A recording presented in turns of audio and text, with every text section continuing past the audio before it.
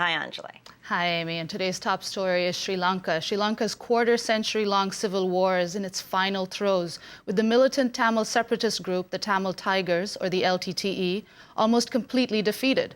The Sri Lankan military said today that the 54-year-old leader of the LTTE, Velupillai Prabhakaran, is dead.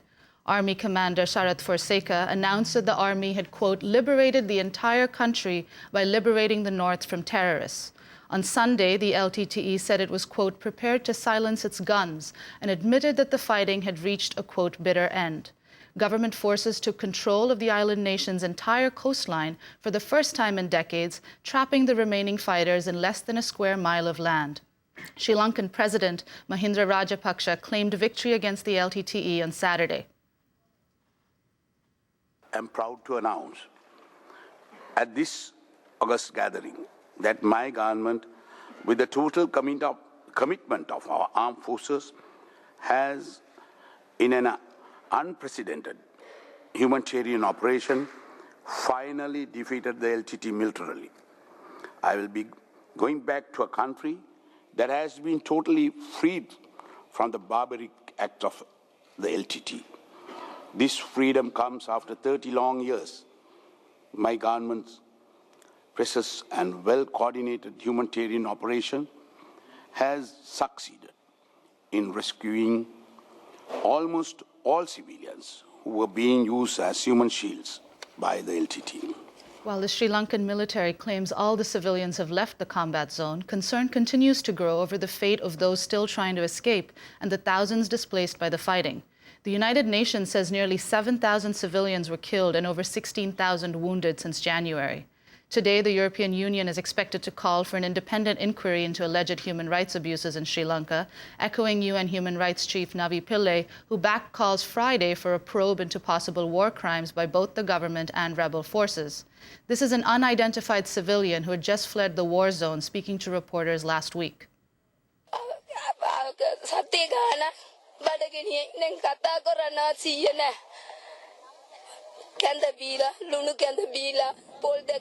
We have not eaten for weeks. I cannot even think straight.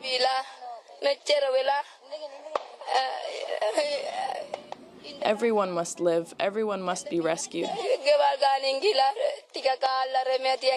Tell your leaders to rescue all our children, all the Tamils.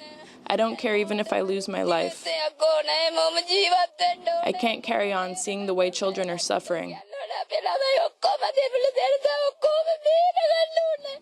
There are so many children without legs. Some are dead on the streets. After seeing so many, I have lost interest in life.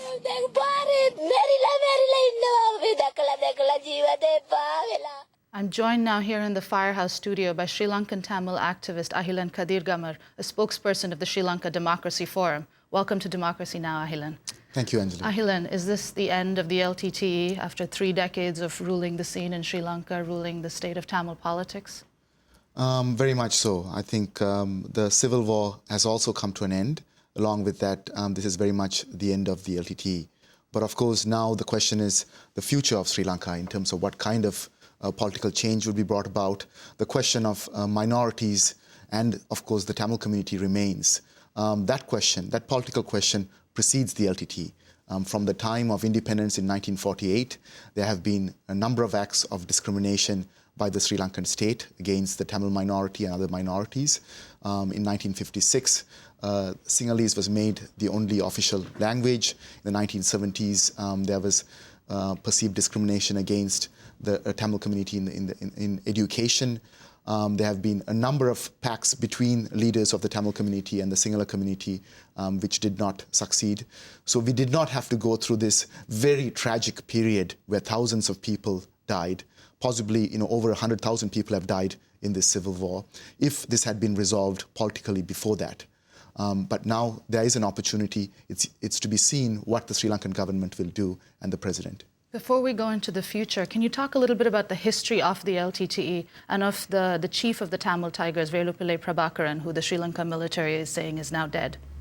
Sure. When these acts of discrimination came across, in the 1970s, there were a number of armed groups that took up the armed struggle.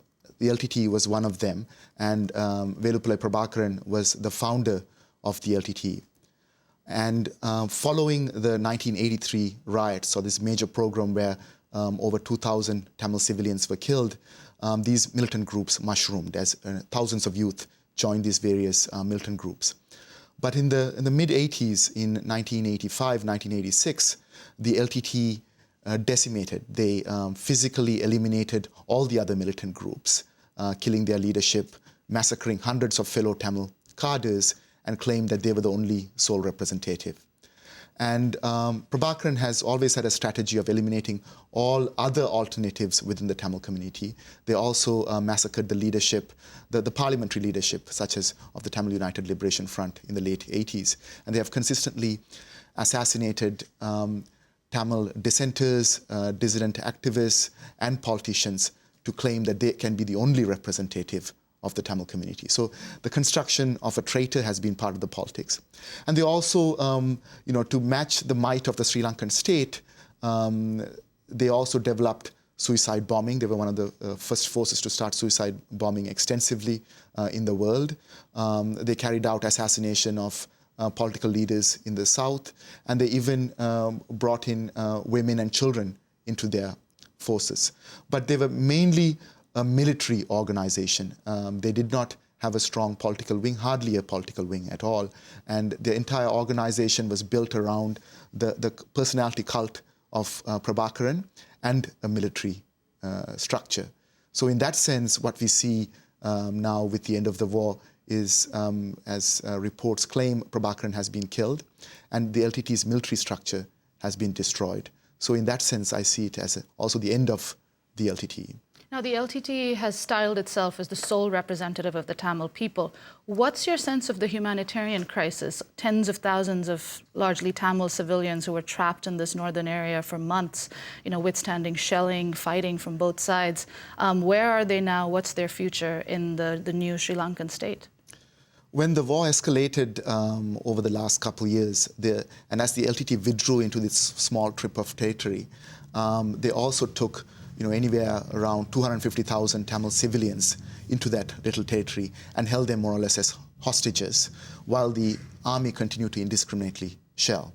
Now, over the last couple months, those 200,000 people, the bulk of them have come out. They've been put in what the government is calling welfare camps, which human rights groups have described as internment camps, where they are boxed into barbed wire camps, and they don't have free movement out of those camps. And then, of course, even over the last few days with heavy fighting, civilians have been killed, many of them have been maimed. There's untold human suffering that has gone on over the last few months. And of course, the LTTE also cynically used those civilians. They were shooting at civilians who were trying to flee. Now, the question is what's going to happen to all this particular population of the Tamil community, 250,000 who are in these camps. When will they be resettled? A number of activists, the human rights community is pushing for the timely resettlement of all these civilians. So there needs to be pressure on that. There needs to be much more access by international organizations such as the United Nations UNHCR, of ICRC, the International Red Cross, so that they can ensure that there are no human rights abuses of the civilian population and that there is timely resettlement. And finally, Ahilan, what's your sense of what the future of Sri Lankan politics will look like? What's the possibility for a democratic future in Sri Lanka? What are the ways of reining in Sinhala nationalism, and what are the ways of reining in, what you've described in your articles as a long trend of Tamil authoritarianism as exemplified by the LTTE? Yeah, what the LTTE did in their claim to sole representation was to very much decimate the entire political leadership of the Tamil community. So in that sense, it's going to take some time for the Tamil community to rebuild a certain democratic political culture. But it's also important to note that the Tamil community is not the only minority in Sri Lanka. There is a sizable Muslim minority. There's a sizable upcountry Tamil minority. This is indentured labor brought over by the British to work in the tea plantations. Now, any solution has to address the concerns of all the minorities. And there are also, of course, caste minorities. The question of women remains. There are rural people also in the Sinhala community. So any political solution has to address their concerns. And the debate in Sri Lanka has been around some form of a constitutional settlement that will allow for much more devolution of power to the regions, but also an interlocking mechanism where there'll be power sharing at the center, such as a bicameral legislature. And then there has to be better access in terms of education, to employment. Now the minorities have only a very small share in state employment. Well, Ahilan Kadir Gamar, we'll have to leave it there. We'll be following the story over the coming days. Ahilan Kadir Gamar is a Sri Lankan Tamil democracy activist and a spokesperson of the Sri Lanka Democracy Forum. We have to break for 60 seconds. When we come back, Amy Goodman will be back on from Philadelphia. Stay with us.